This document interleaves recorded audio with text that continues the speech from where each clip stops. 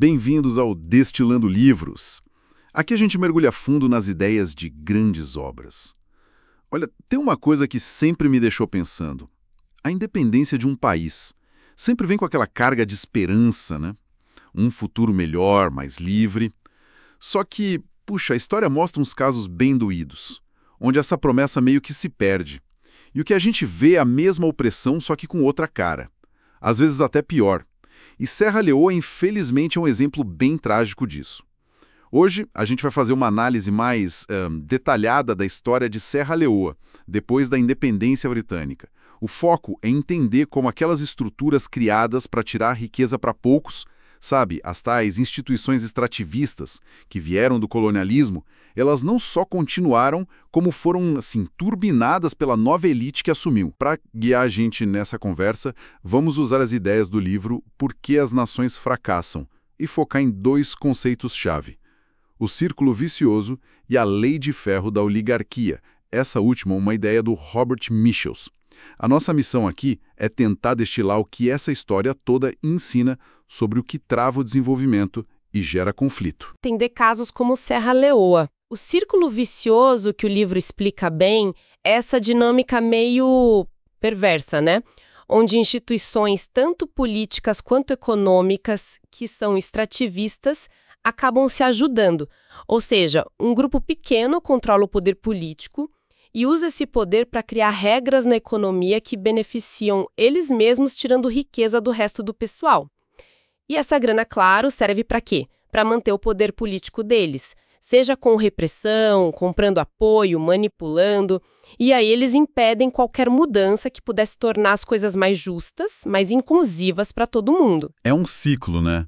Que se alimenta sozinho.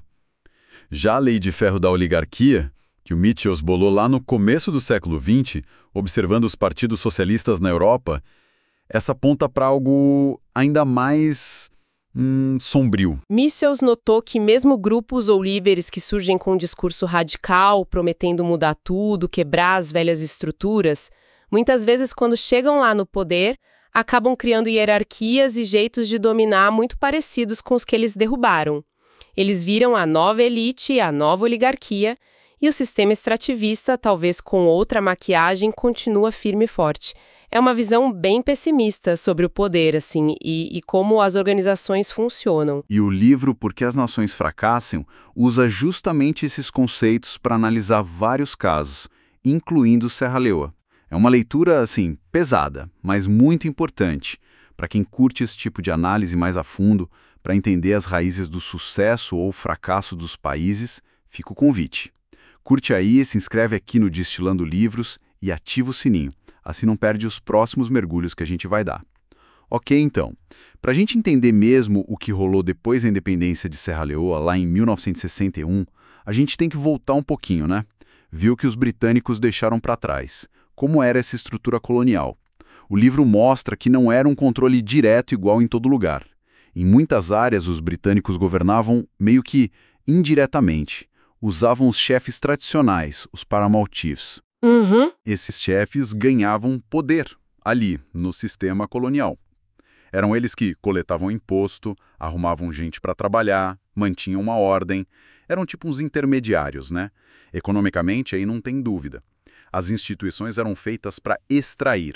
Ponto. Totalmente. Dois exemplos são muito claros, e o livro explora bem. Primeiro, as juntas comerciais, as marketing boards. Elas tinham um monopólio. Compravam e vendiam os produtos agrícolas principais de exportação, cacau, café, óleo de palma. Só que elas pagavam um preço fixo para os agricultores. Geralmente, muito baixo. Bem menos que o preço internacional. E a diferença? Bom, elas embolsavam. O livro diz que isso era, na prática, um imposto gigante. Desanimava qualquer um de produzir mais. Com certeza, um imposto disfarçado, né? Exato. E além disso, tinha o controle dos diamantes. A exploração era dominada por um consórcio, o Sierra Leone Selection Trust. Ele garantia que a maior parte da grana dos diamantes fosse para fora ou para a mão de pouquíssima gente. E tem um detalhe que o livro ressalta, que mostra como a coisa era complexa.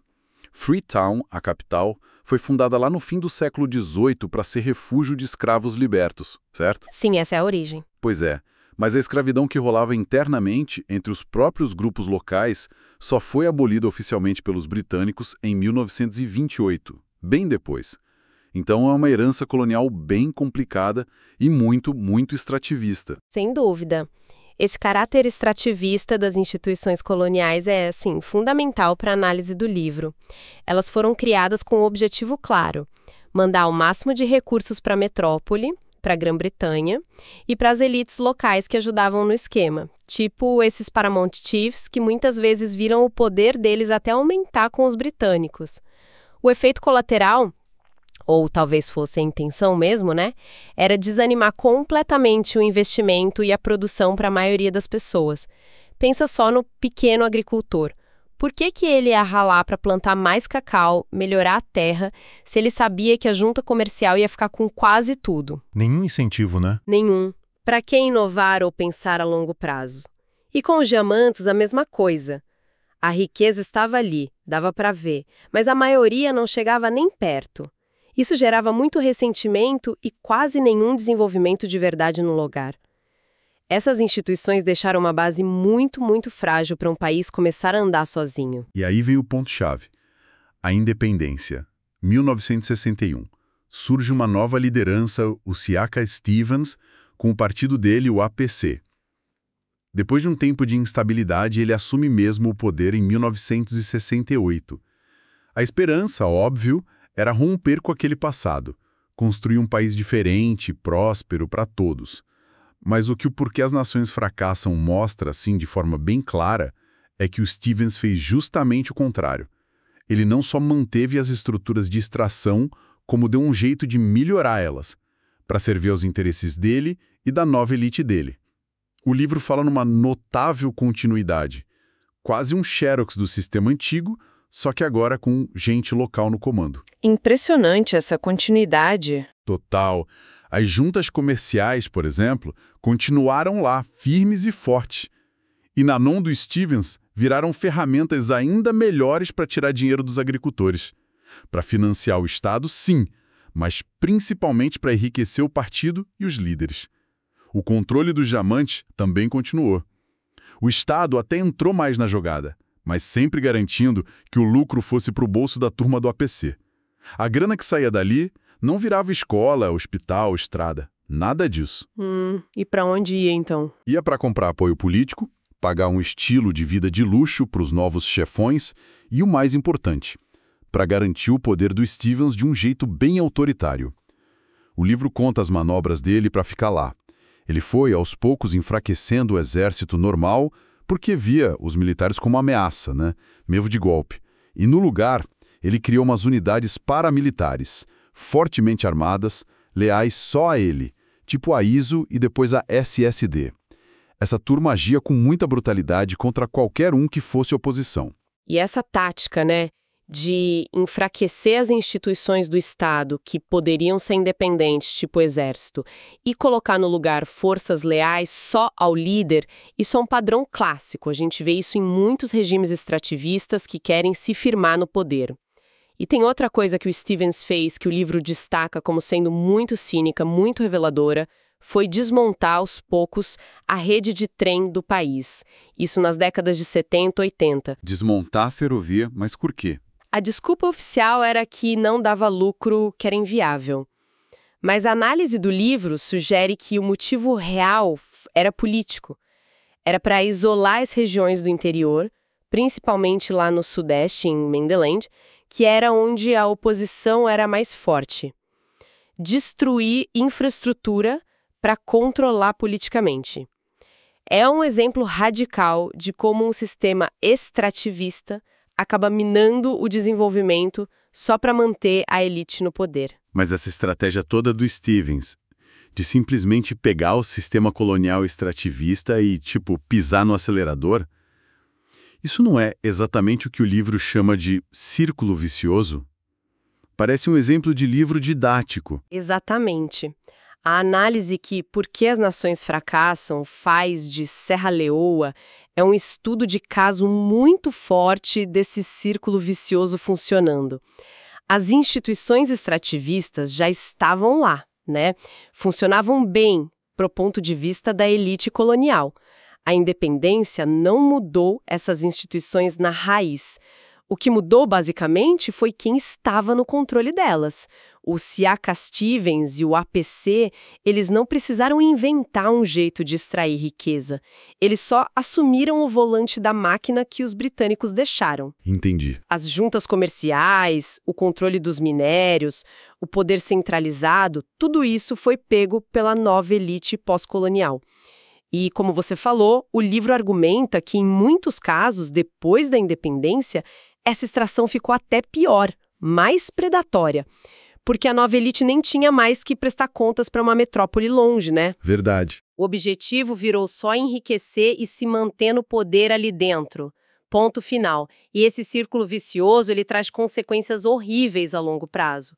Essa extração sem limite, sem reinvestir em nada produtivo, sem criar chance para a maioria, sem fortalecer instituições que incluam as pessoas, isso gera o quê? Estagnação na economia e uma desigualdade social gigante. O Estado, que deveria cuidar das coisas básicas, educação, saúde, segurança, justiça, vira ele mesmo o principal agente que tira as coisas das pessoas. A infraestrutura fica largada ou, como no caso do trem, é destruída de propósito por motivo político. Nossa. Isso cria um ambiente perfeito para o ressentimento crescer, para a instabilidade e, no fim, para o colapso. Em Serra Leoa, o regime de partido único, a repressão do Stevens e do sucessor dele, o Joseph Momo, isso levou o país para o buraco. A falta de qualquer esperança de mudança pacífica, de melhora na vida para a maioria, isso preparou o terreno para a desgraça que veio depois. E a desgraça veio mesmo. Veio na forma de uma guerra civil brutal. Começou em 1991, quando a Frente Revolucionária Unida, a RUF, invadiu vindo da Libéria. O líder era o Foday Sanko. O livro descreve cenas de horror, assim, inacreditáveis. A RUF, que talvez até tenha começado com algum papo de libertação contra o governo corrupto do APC, virou rapidinho um dos grupos rebeldes mais selvagens que a gente já viu. A fonte detalha como eles largaram qualquer ideia política e se especializaram no terror puro. Meu Deus! Massacres em vilarejos sem escolher vítima, estupro em massa usado como arma de guerra mesmo. E aquela prática horrível que ficou famosa, amputar mãos, braços, pernas até lábios e orelhas de civis, inclusive crianças, para espalhar o pânico para mostrar quem mandava. É uma brutalidade que a gente nem consegue entender direito. É desumano. E o livro também fala muito do recrutamento forçado, especialmente de criança-soldado. Isso virou normal, todo mundo fazia. Não só RUF, mas o governo também desesperado. E as várias milícias que apareceram no meio do caos. As crianças eram drogadas, recebiam armas, eram forçadas a fazer coisas terríveis, muitas vezes contra a própria comunidade delas. Isso destrói o tecido social de um jeito quase irreversível. E bem no meio desse inferno, funcionando como motor financeiro dessa máquina de matar, estavam eles, os diamantes. Ah, os diamantes. Por que as nações fracassam? Argumenta que controlar as áreas ricas em diamantes lá no leste do país virou o objetivo número 1 da RUF. Eles usavam trabalho forçado, quase escravidão mesmo, para tirar os diamantes. E aí contrabandeavam para fora. Em troca vinha o quê? Arma, munição e dinheiro para o bolso dos comandantes. A mesma riqueza que podia ter desenvolvido o país, agora financiava a destruição dele. É a economia extrativista no seu nível mais lógico e violento. A guerra total para controlar os recursos. É um quadro, assim, desolador. E essa trajetória toda, uma liderança que chega depois da colônia, prometendo mudar tudo, mas acaba criando outro sistema opressor extrativista que leva ao colapso, à violência. Isso nos leva direto para o segundo conceito importante que a gente falou, a lei de ferro da oligarquia, do Robert Michels. Aquela ideia de que a própria luta pelo poder, a organização para isso tende a gerar novas elites. Mesmo quando o movimento se dizia igualitário, revolucionário, o livro Por que as Nações Fracassam usa outro exemplo forte para mostrar essa lei funcionando depois de uma revolução. A Etiópia. Em 74, um grupo de militares marxistas, o Derg, derrubou o império do Haile Selassie, que era um regime super feudal, extrativista, Tinha uma expectativa enorme na população por mudança social, econômica. Imagino. Só que aí, sob o comando do Mengistu Haile Mariam, o Derg rapidinho virou uma ditadura militar brutal. Nacionalizou tudo de forma caótica, perseguiu e matou milhares de opositores no tal Terror Vermelho e criou um novo sistema extrativista agora controlado pelo Estado. O livro até cita um ex-funcionário do alto escalão do Mengistu, que depois fugiu, o Dawit Wold Georges. Ele descreve como a elite da revolução, que no começo fazia questão de parecer simples, logo caiu nos luxos do poder. Os mesmos carrões, uísque caros, ternos importados, mansões, as mesmas coisas da antiga aristocracia que eles tinham derrubado. A forma mudou, mas a essência oligárquica, extrativista, continuou lá. E trazendo isso para a Serra Leoa, o Siaka Stevens seria então um exemplo dessa lei de ferro. Ele não fez uma revolução marxista, mas chegou ao poder depois do fim do domínio colonial, que era o sistema opressor da época. Exatamente. A análise sugere que o Stevens se encaixa nesse padrão, sim. Ele surgiu ali na onda da descolonização, usando o desejo do povo por mudança, por autonomia. Mas quando ele se firmou no poder, em vez de aproveitar a chance para construir instituições diferentes, inclusivas, que dividissem o poder e as oportunidades, ele escolheu copiar e até piorar a lógica extrativista do passado colonial.